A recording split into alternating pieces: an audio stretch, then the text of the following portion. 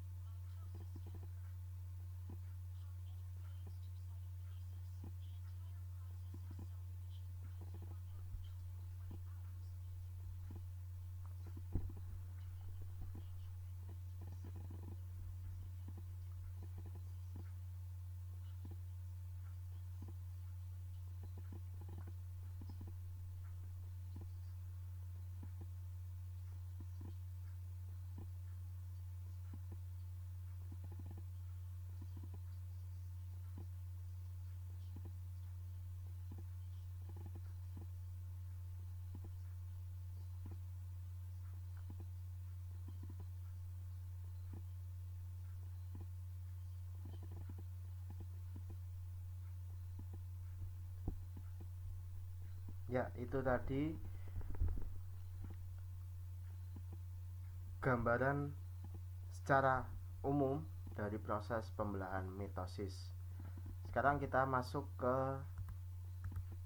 meiosis, pembelahan sel yang kedua ya.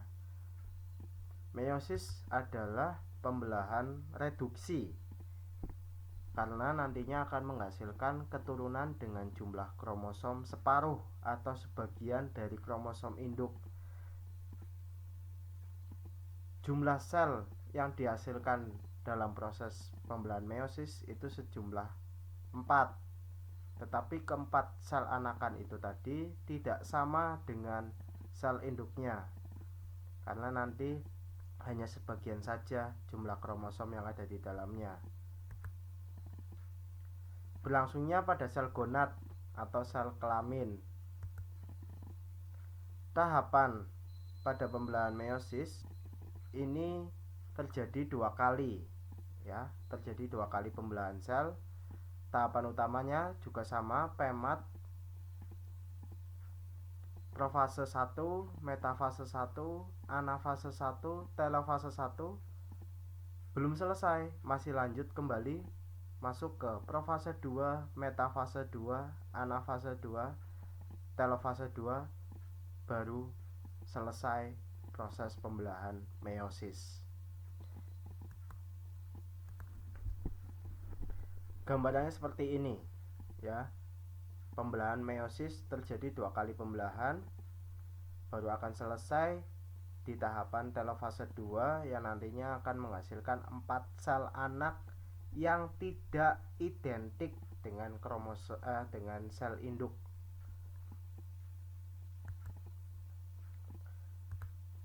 Kita lihat masing-masing tahapan dari pembelahan meiosis.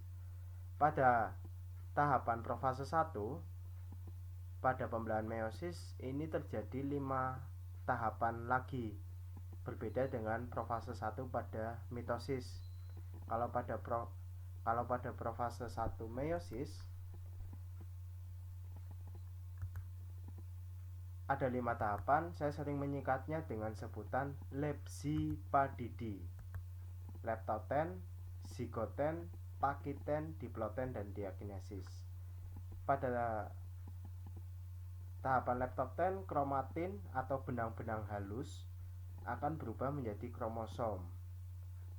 Zigoten, kromosom akan berpasangan dengan homolognya. Pakiten, terjadi duplikasi kromosom dan akan membentuk tetrad. Diploten, terjadi pindah silang atau crossing over. Diakinesis, membran intinya mulai menghilang. Pada proses pakiten tadi terbentuk tetrad. Nah, tetrad itu seperti apa? Seperti berikut. Jadi kromatidnya nanti akan sejajar ya, kromosom homolog akan sejajar sehingga 4 kromatid ini dalam keadaan sejajar sehingga terbentuklah tetrad. Jadi kondisi di mana 4 kromatid dalam posisi sejajar itu adalah tetrad. Pada tahapan lepsipadidi, diploten kan terjadi crossing over. Nah, pindah silang sebagai berikut.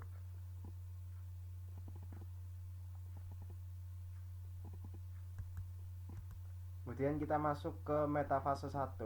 Pada metafase 1, kromosom homolog mulai tersusun rapi di bagian ekuator, berada sejajar seperti garis horizontal ya. Serat spindle atau benang spindle akan menempel pada 2 sentromer di masing-masing kromosom homolog. Anafase 1, kromosom homolog akan bergerak menuju kutub yang berlawanan akibat tarikan dari benang spindle.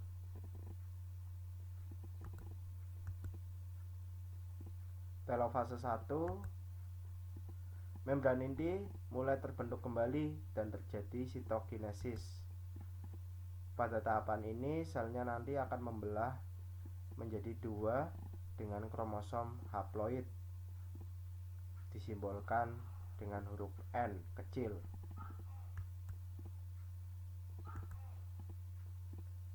Kemudian lanjut ke profase 2. Pada profase 2, sentrosom membelah menjadi 2 sentriol yang akan bergerak ke kutub sel yang berlawanan. Mulai terbentuk benang-benang spindle dari sentriol. Metafase 2. Kromosom mulai tersusun rapi pada bidang ekuator.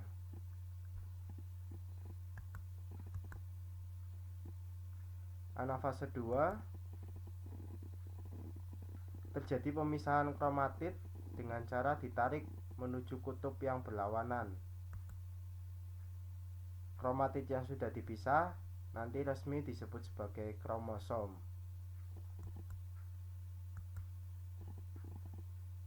Kemudian telofase 2, benang-benang spindle akan mulai menghilang dan membran inti mulai terlihat kembali. Terjadi proses yang namanya sitokinesis atau pembelahan sitoplasma. Pada tahapan ini akan menghasilkan 4 sel anak yang berbeda dengan sel induk. Sebagai gambaran supaya lebih jelas, mari kita lihat bersama sebuah video terkait dengan proses pembelahan meiosis.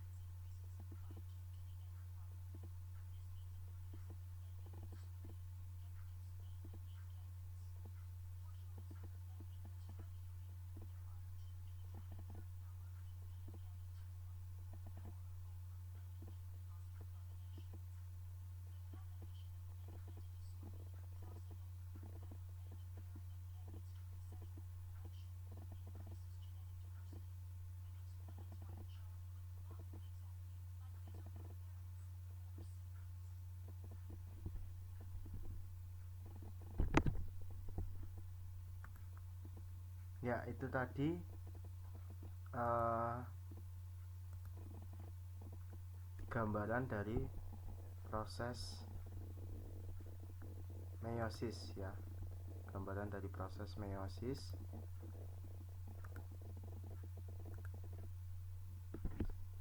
Sekarang kita lanjut ke gametogenesis. Gametogenesis itu merupakan proses pembentukan sel-sel gamet di dalam tubuh makhluk hidup yang terjadi pada manusia. Nah, gambarannya adalah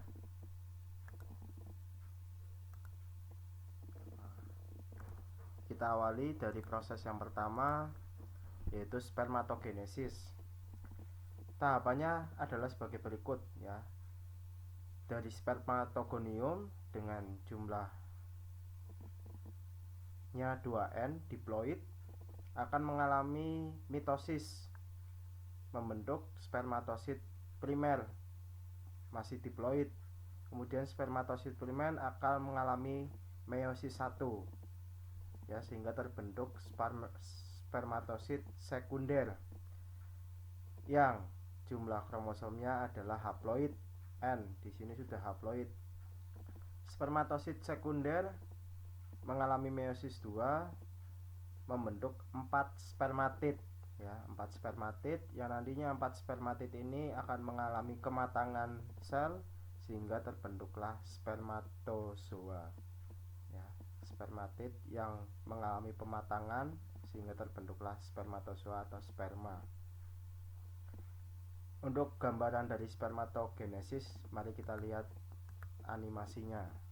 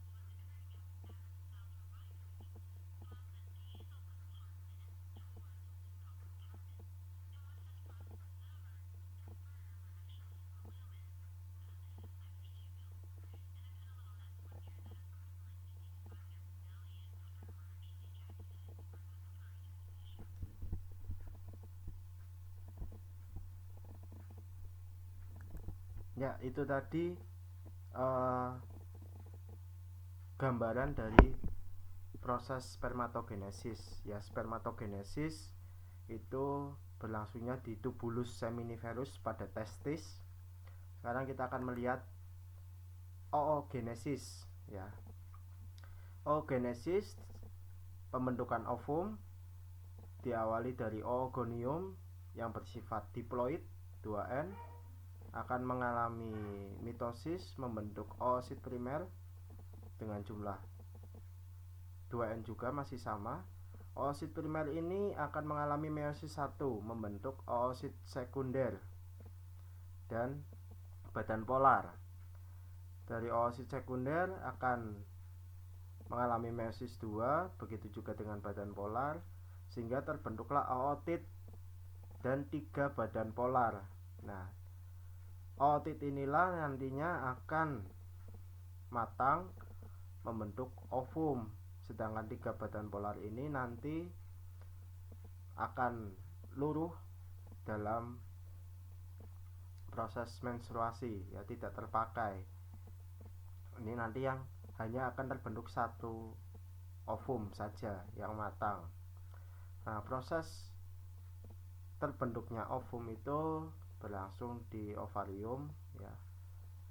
Untuk gambaran dari proses oogenesis kita lihat bersama videonya.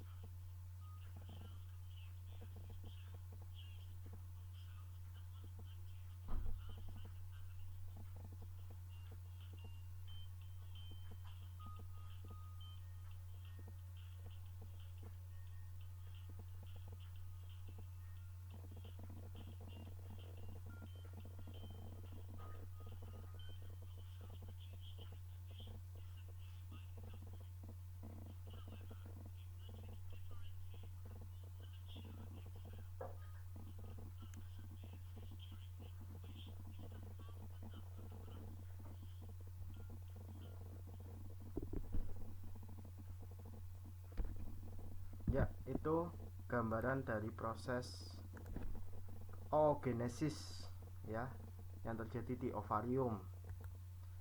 Kesimpulan dari pembelajaran hari ini, tadi kita sudah mempelajari terkait dengan mitosis dan meiosis. Kita lihat perbedaan, ya. Meiosis jumlah pembelahannya mengalami 2 kali pembelahan, sedangkan mitosis 1 kali.